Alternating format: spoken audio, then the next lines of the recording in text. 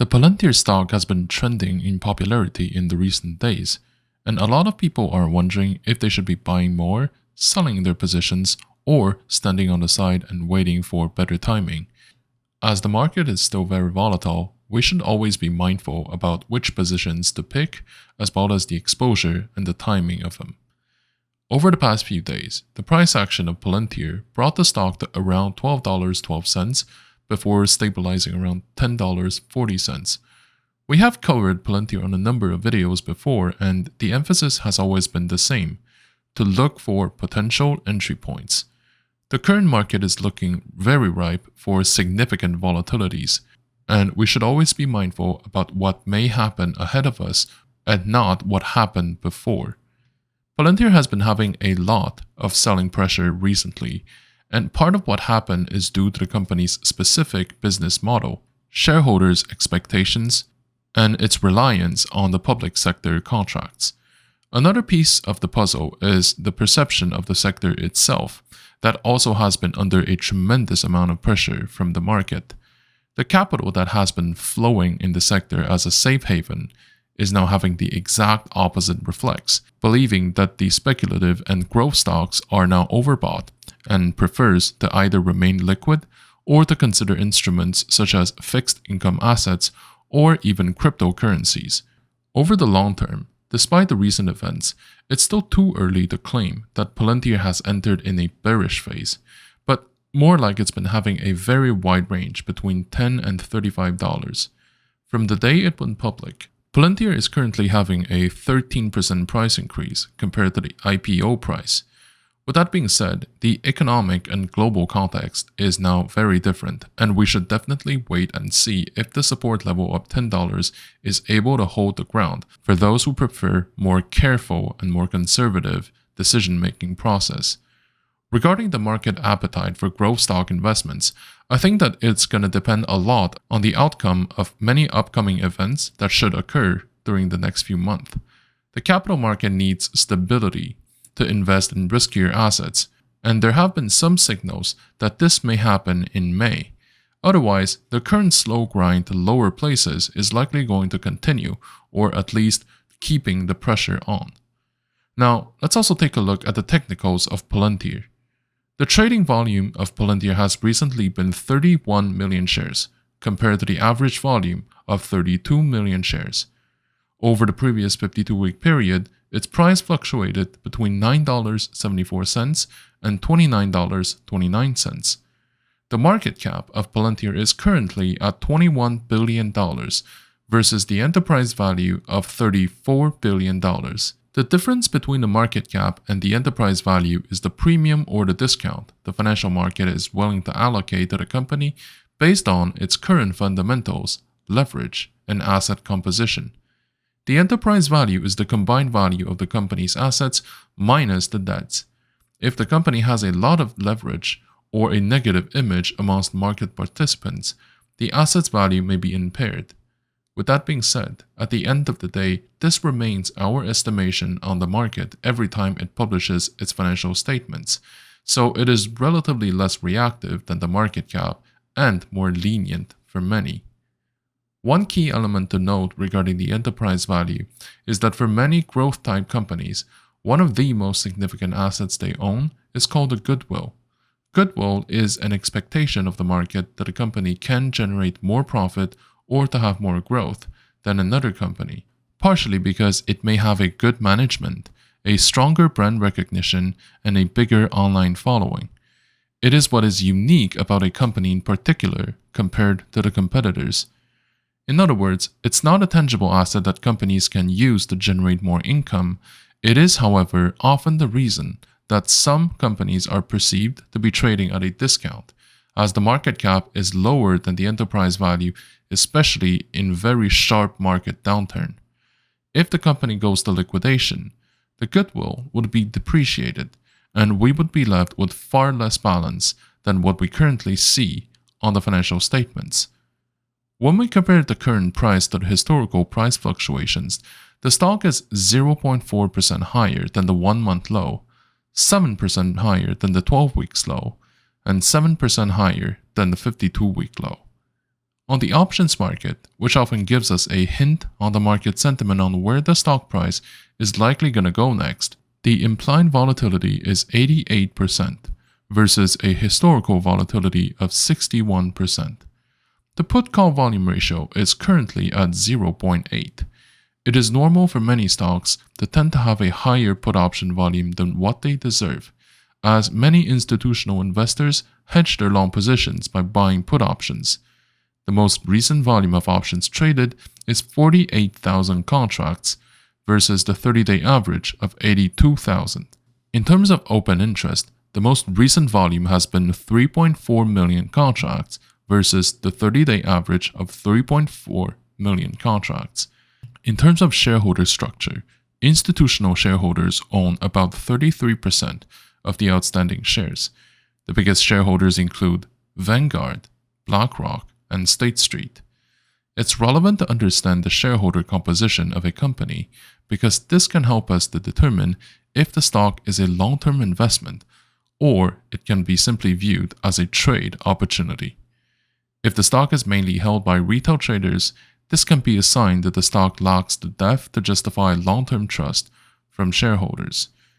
Typically, the consensus is that there should be at least 25 to 30% of institutional participation for the stock to be perceived as a sound investment and not just a short-term trade.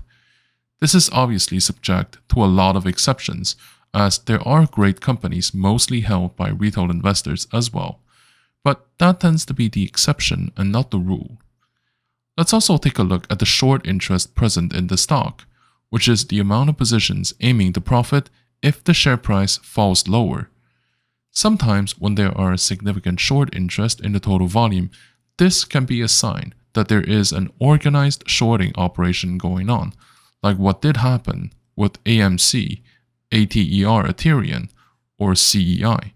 The current short interest is about 7% of the total float, with 42% of the transactions happening outside of the exchanges.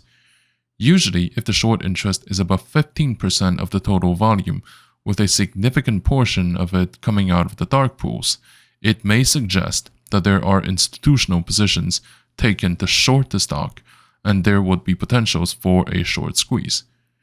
My suggestion is to commit a significant portion of your allocated amount in Palantir either now or in the near future, and to have the patience to hold it for at least 6 months and above. We should expect the short and medium-term price actions to be similar with what we currently have, and we should be comfortable with the exposure as well.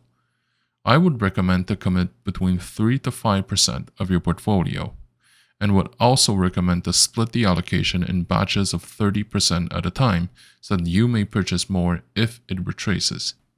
Now, given the current market environment, I believe that the equity market is in a vast phase of correction, especially when it comes to tech and growth type equities. The financial market has been living and breathing thanks to the continuous creation of new capital, with different waves of quantitative easings, which will have consequences on the price of assets as well as their yields. With the interest rates kept relatively low over the years and the increase of amount of capital in circulation, this will keep putting significant pressure on the profit that we can expect the investment products across the board. And this, by the way, is a reality that may shift in the years to come if the interest rate of core infrastructures within our globally financialized system increases. It's useful to remember that the market doesn't represent the real economy, and of course, the real economy doesn't always reflect in the stock performance, since the name of the game here is ultimately called supply and demand, which depends on a whole bunch of factors that go way beyond our own control. If we think about it, this is like saying, if your neighborhood house that is put up for sale is only allowing those who actually want to live inside to buy it, versus if you allow every single type of buyer with different intent or reasons to buy or to sell it. So obviously, there will be a significant difference in the price of this asset for those two scenarios. The market currently works more like the second option, and assuming that it would only reflect the fundamentals of the underlying economy would correspond to the first option. There are a few elements that are considered to be the reasons. The first one is the significant increase of amount of money printed by the central banks around the world, which is then distributed to the banks, with the expectation that they will be loaned to businesses. Normally, that's a good thing, but with a lack of opportunities in the real economy, the significant portion of that money actually went back to the financial system to buy up the price of existing assets.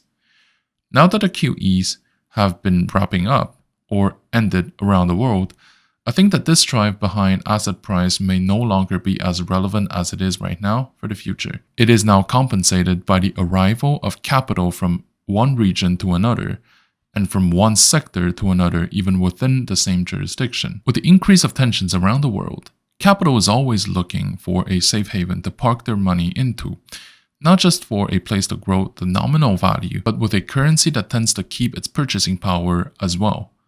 The third factor is the creation or the birth of artificial bubbles, either maintained by the market trends built up over the years or out of necessity. Capital needs to find a place to stay. Some good examples of this would include the EV sector in the 2020 and the oil and gas securities when there are tensions around the world.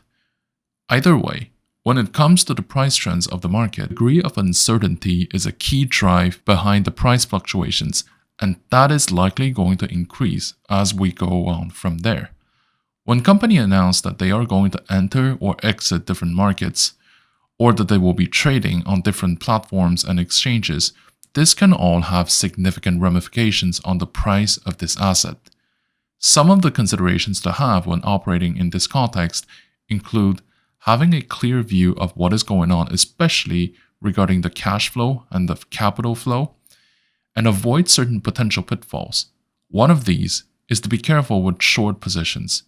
Inherently, short positions are riskier than long positions, as the downside of long positions is limited, whereas the short positions can lose you as much money as the stock price may reach, which is infinite.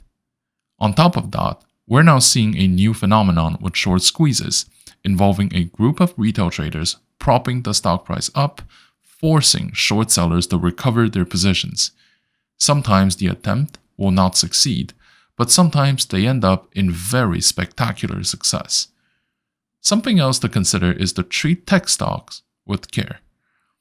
To start, ask questions when the price of a security skyrockets without real fundamentals. It doesn't mean that you shouldn't be touching it with a 10-foot pole, but it does mean that there should be a difference between the decision of long-term holding and short-term trading. Either way, a rule of thumb is that each position should be structured in a way so that their individual performances will never affect the portfolio's stability. Thank you for watching. If you like my content, please like, comment, and subscribe to my channel.